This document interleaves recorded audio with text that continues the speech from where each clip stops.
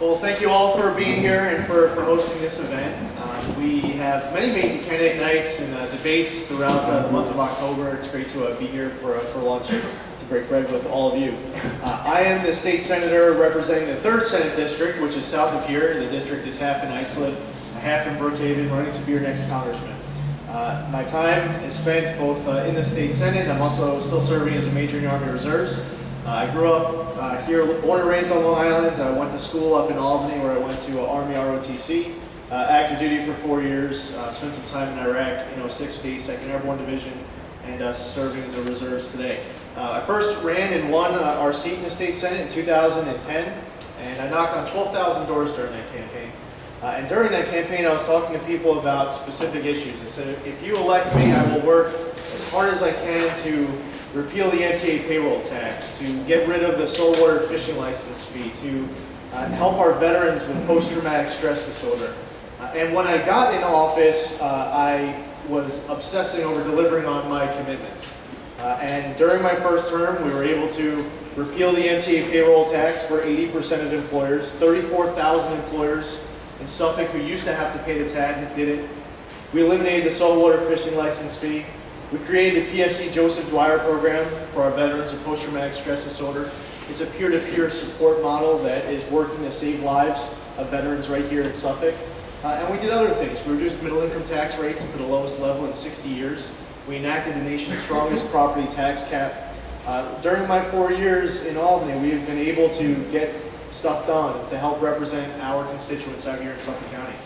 I believe that our country is heading in the wrong direction right now. I believe that this president is taking us in the wrong direction, and we could have a better path. One of the ways we can do that is by doing a better job growing our economy, create more good-paying private sector jobs. For job creators, as they try to balance revenue and expenditures, there are so many different lines when you look at the cost of health care, of energy costs, of property taxes, of income taxes, costs for the salaries that you're paying your employees, where small business owners are literally choosing to forego their own paycheck instead so they can pay their employees. They're not getting paid themselves.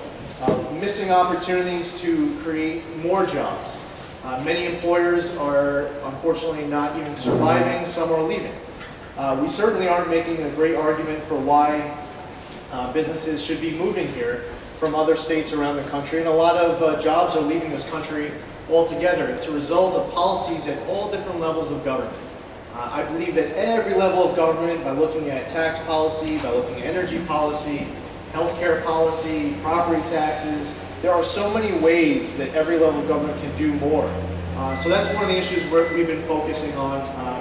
I have the support of the endorsement of the Chamber of Commerce, U.S. Chamber of Commerce, National Federation of Independent Businesses. The business community has been very supportive of my campaign throughout this past year. And there are other issues that are important to us as well. I think that our nation can do a better job securing our borders and protecting America's interests overseas. I'm concerned with the growing threats of ISIS, with the relationship that Israel currently is faced with their allies, with their enemies, relying on their allies to strengthen that relationship. In Iran and Syria and Ukraine, with Russia, there are many concerns. I believe that we can have a stronger, more consistent, robust foreign policy than what we have right now. I don't support Obamacare. I believe it's resulted in higher premiums, higher deductibles, lost doctors, canceled policies, longer wait times, hospitals getting monopolies. It's something that is greatly in need of improvement. There are many different ways to improve healthcare here in this country, and I'm looking forward to being a part of that debate in 2015 to improve healthcare, because Obamacare is causing many problems. I hear stories every day as I travel this district from folks who are not happy with the impacts on their jobs, on their families, and we need to do something about it to improve it.